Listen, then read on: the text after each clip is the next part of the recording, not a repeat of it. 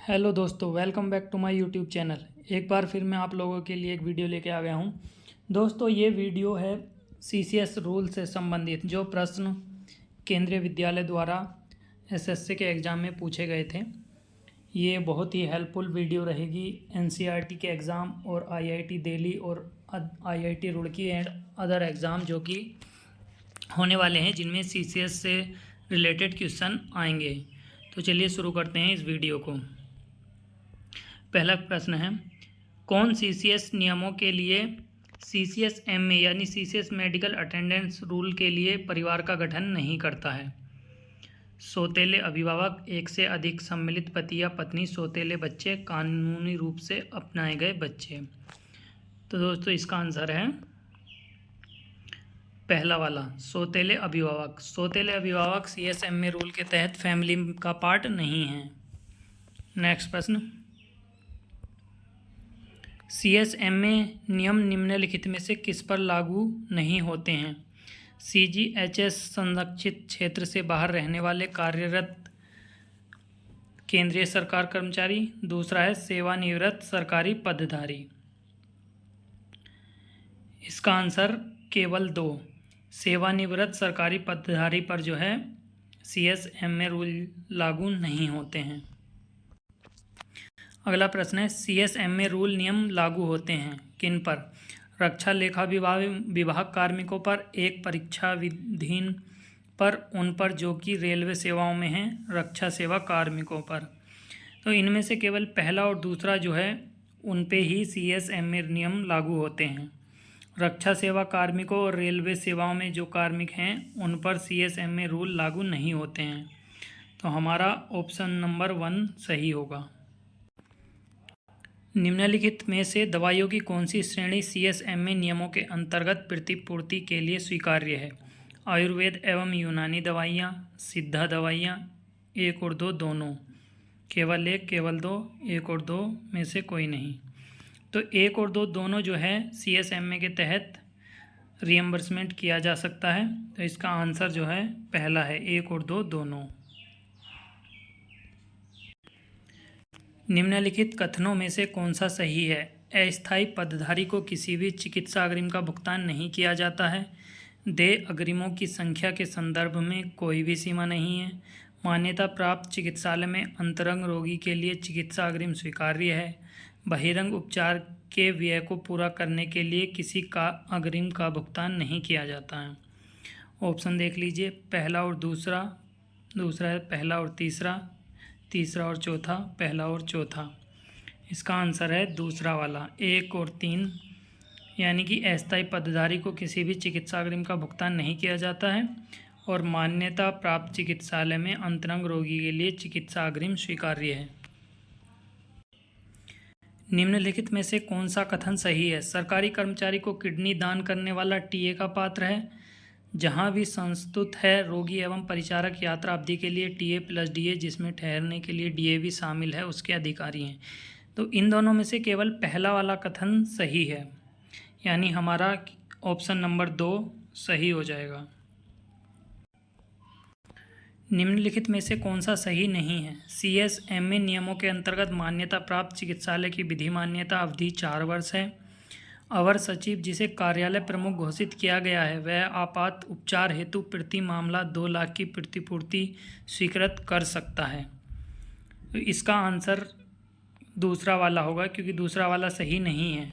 तो ऑप्शन में देखें तो 3 नंबर पे दिया गया है 2 गलत है, जो कि हमारा सही ऑप्शन होगा।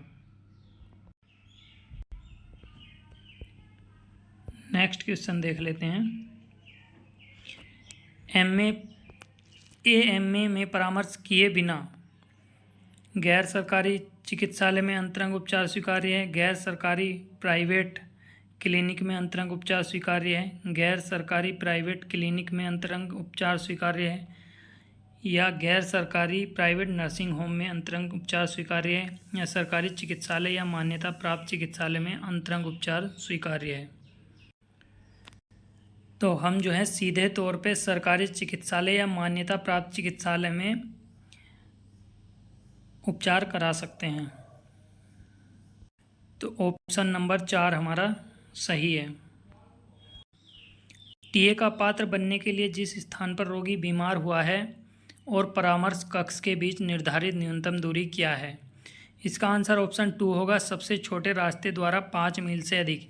यानी जब सबसे छोटे रास्ते से 5 मील से अधिक की दूरी होगी रोगी के बीमार होने और परामर्श कक्ष के बीच की, तभी वह टीए का पात्र होगा।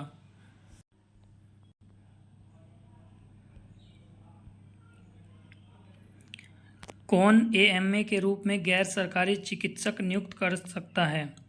स्वास्थ्य एवं खाद्य मंत्रालय, चिकित्सा परिषद, डीजीएचएस, विभाग प्रमुख।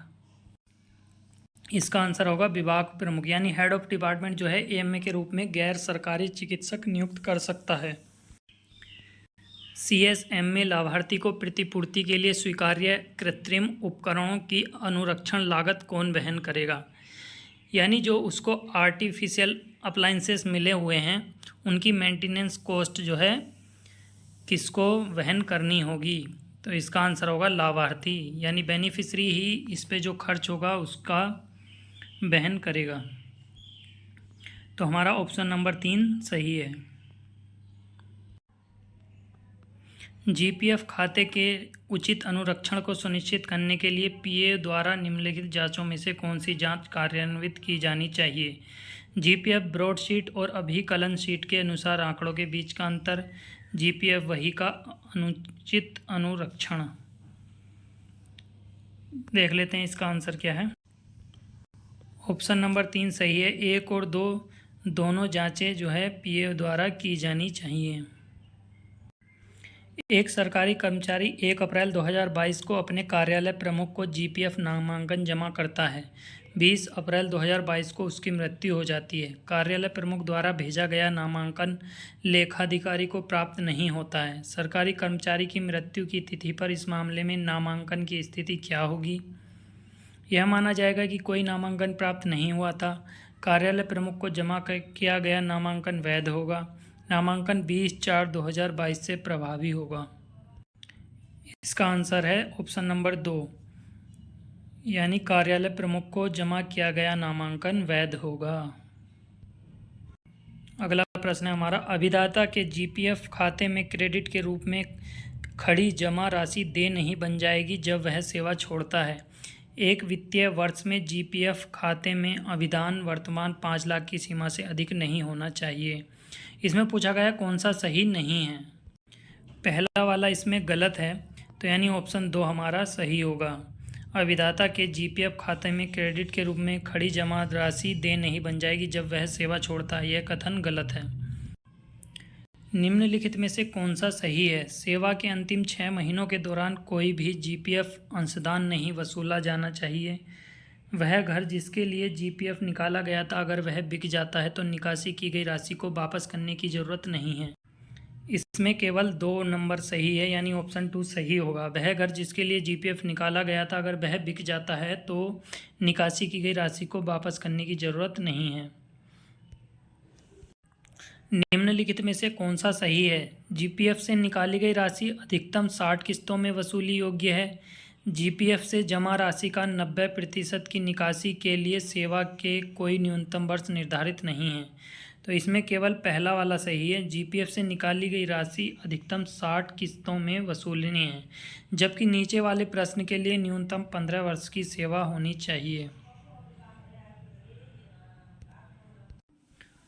15 नहीं, 10 वर्ष की सेवा हो जानी चाहिए उसकी, जब वह निकासी के लिए आवेदन कर सकता है, यानी पार्ट विड्रॉल के लिए आवेदन कर सकता है।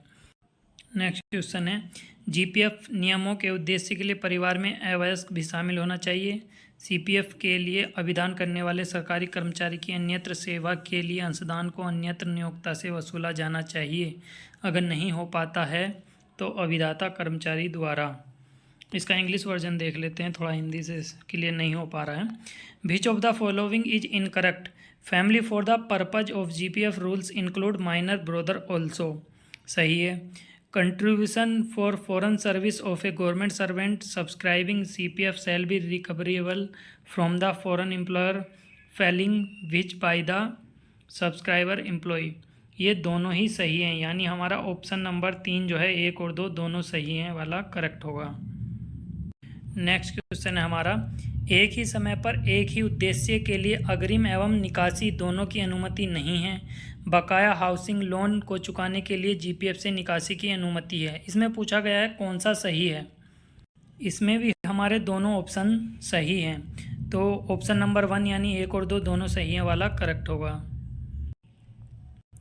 निम्नलिखित में से कौन सा सही है। निलंबन के दौरान जीपीएफ में अंशदान को रोक दिया जाना चाहिए।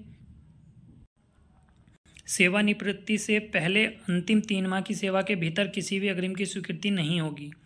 तो इसमें भी ये दोनों कथन सही हैं, तो हमारा ऑप्शन नंबर 4 1 और 2 दोनों सही हैं वाला करेक्ट हो जाएगा। नेक्स्ट क्वेश्चन है, निम्नलिखित में से कौन सा सही है। जीपीएफ नियम पुनर्नियोजित पेंशन भोगियों पर लागू नहीं होते हैं। जीपीएफ नियम उन सरकारी कर्मचारियों पर लागू नहीं होते हैं जिनकी नियुक्ति 1/1/2004 में या उसके पश्चात हुई है। इसमें केवल हमारा सेकंड नंबर वाला सही है। जिनकी नियुक्ति 1/1/2004 या उसके बाद हुई है उन पर न्यू पेंशन स्कीम लागू होती है और उन पे जो है जीपीएफ नियम लागू नहीं होते हैं। नेक्स्ट क्वेश्चन है, the revise limit of 2 family pensioner payable to a child in respect of deceased parents is effective from, यानी दिवंगत माता पिता के संबंध में बच्चे को दे 2 परिवार पेंशनों की परिशोधित सीमा कब से प्रभावी है। इसमें कहा गया है यदि किसी बच्चे के माता पिता यानी दोनों ही मृतक हों और उनको दोनों 2 पेंशन मिलनी थी, दोनों ही उस बच्चे को कब से मिलनी चाहिए, यानी कब से लागू कर दिया गया है कि इसको 2 पेंशन मिलेंगी। तो ये 1/1/2016 से लागू किया गया है कि उसको 2 परिवार पेंशनें मिलेंगी। नेक्स्ट क्वेश्चन है, पेंशन से प्राथमिक हानि की अधिकतम वसूली जो कि सरकारी कर्मचारी की सेवानिवृत्त की तारीख पर की जा सकती है उस दर पर हो सकती है जो स्वीकार्य पेंशन के 1/3 यानी ऑप्शन 2 जो है इससे अधिक नहीं होनी चाहिए। एक व्यक्ति रिटायरमेंट के बाद विवाह या पुनर्विवाह करता है तो उसके जीवन साथी और सगे या कानूनी रूप से गोद लिए बच्चे के लिए परिवार पेंशन की पात्रता क्या है। उनके लिए परिवार पेंशन स्वीकार्य नहीं है। सेवानिवृत्ति के पश्चात बने केवल जीवन साथी के लिए परिवार पेंशन स्वीकार्य है, या थर्ड ऑप्शन उनके लिए परिवार पेंशन स्वीकार्य है। तो इसका आंसर ऑप्शन नंबर 3 यानी केवल 3 सही है, उनके लिए परिवार पेंशन स्वीकार्य है। यानी जो है पेंशन जाने के बाद भी कोई बच्चा उसने कानूनी रूप से गोद लिया है तो उस बच्चे को जो है परिवार पेंशन की पात्रता होगी। एक सरकारी कर्मचारी द्वारा एनपीएस अंशदान के उद्देश्य के लिए की गई परिलब्धि में मूल वेतन प्लस एनपीए प्लस डीए शामिल होता है। सही बात है। सीसीएस एनपीएस के कार्यान्वयन नियम 2021 उन सरकारी कर्मचारियों पर लागू होते हैं जो 1/1/2004 के बाद अथवा उसके बाद स्थायी रूप से नियुक्त होते हैं। तो इसमें पूछा गया था कि कौन सा कथन सही है, तो इसमें ये दोनों कथन ही सही हैं, यानी हमारा ऑप्शन नंबर 3 सही होगा। निम्नलिखित में से कौन सा कथन सही नहीं है। सीसीएस पेंशन नियमों के अंतर्गत पेंशन के स्थान पर सेवा उपदान उस सरकारी कर्मचारी के लिए अनुमत है जो कि अहरक सेवा के 20 छमाही अवधियों के पूरा होने से पहले ही सेवानिवृत्त हो जाता है। कथन 2 है, अहरक सेवा में प्रतिनियुक्ति अवधि नहीं गिनी जाती है। तो इसमें पूछा गया था कि कौन सा कथन सही नहीं है, तो सेकंड नंबर वाला कथन हमारा सही नहीं है। यदि आप कहीं डेपुटेशन पे जाते हैं तो वो सेवा भी आपकी क्वालिफाइंग सर्विस में काउंट होगी। तो हमारा ऑप्शन 2 यानी सेकंड नंबर वाला ही गलत है। एक कर्मचारी की मृत्यु 6 वर्ष की अहरक सेवा के पश्चात हो जाती है। इस मामले में स्वीकार्य मृत्यु उपदान की राशि होगी मासिक परिलब्धियों का 10 गुना, मासिक परिलब्धियों का 12 गुना, मासिक परिलब्धियों का 14 गुना या मासिक परिलब्धियों का 20 गुना। तो इसका आंसर होगा ऑप्शन नंबर 2 मासिक परिलब्धियों का 12 गुना। निम्नलिखित में से कौन सा सही नहीं है। एनपीएस अभिदाता की मृत्यु के मामले में नामित व्यक्ति के पास एनपीएस धन का 100% प्राप्त करने का विकल्प होगा। एनपीएस अभिदाता की मृत्यु के मामले में एनपीएस अथवा सीसीएस पेंशन के अंतर्गत लाभ स्वीकृत हो सकते हैं जिस भी विकल्प का चयन किया गया हो। इसका आंसर ऑप्शन नंबर 3 यानी 1 और 2 दोनों सही हैं। इनमें से किसी भी दोनों में से किसी भी ऑप्शन का चयन जो है नॉमिनी कर सकता है। नेक्स्ट क्वेश्चन है, which of the following is correct? In NPS length of service is not relevant. A government servant submit his application to the head of office for registration to the NPS system. इसका answer option number 3 यानी 1 और 2 दोनों सही हैं, correct होगा। निम्नलिखित में से कौन सा सही है? कम से कम 3 वर्ष के अंशदान के पश्चात एनपीएस टायर 1 से आंशिक निकासियाँ स्वीकृत हैं। अभिदाता के पूरे कार्यकाल के दौरान अधिकतम 3 बार के लिए आंशिक निकासी स्वीकार्य है। तो इसमें 3 साल की सेवा होने के पश्चात जो है आप पार्ट विड्रॉल कर सकते हैं, जो कि मैक्सिमम 25% होता है, और ये पूरी सेवा के दौरान केवल 3 बार ही किया जा सकता है। यानी हमारा ऑप्शन नंबर 1, 1 और 2 दोनों सही है वाला करेक्ट होगा। निम्नलिखित में से कौन सा सही है? आयकर अधिनियम की धारा 80C के अंतर्गत 1.5 लाख की कुल उच्चतम सीमा के भीतर एनपीएस टायर 1 में कर्मचारी का स्वयं का अंशदान कर में कटौती का पात्र है। कथन 2 क्या कह रहा है? एनपीएस टायर 1 में अभिदाता द्वारा किए गए अंशदान की 25% तक की आंशिक निकासी कर मुक्त नहीं है। तो हमारा ऑप्शन नंबर पहला वाला बिल्कुल सही है। जो 1.5 लाख की हमारा 80C के तहत हमें छूट मिलती है, उसमें एनपीएस को भी शामिल किया गया है। और ऑप्शन 2 हमारा जो कह रहा है कि एनपीएस टायर 1 में अभिदाता द्वारा किए गए अंशदान की 25% की राशि जो निकासी की जाती है वो कर मुक्त नहीं है, ये हमारा गलत है। क्योंकि कर मुक्त जो राशि हम 25% पार्ट विड्रा कर लेंगे वो हमारी कर मुक्त होगी। तो हमारा इसमें ऑप्शन नंबर 1 सही होगा। तो दोस्तों ये 30 प्रश्न थे। अभी टोटल इस पेपर में 90 क्वेश्चन पूछे गए थे। तो अभी मैं और अभी जैसे ही टाइम मिलेगा और वीडियो बनाऊंगा। तो कैसी लगी ये वीडियो हमें कमेंट करके बताइए, और अगर अच्छी लगी है तो लाइक कीजिए, चैनल को सब्सक्राइब कीजिए और इस वीडियो को ज़्यादा से ज़्यादा शेयर कीजिए ताकि और लोगों को भी लाभ हो सके। जय हिंद।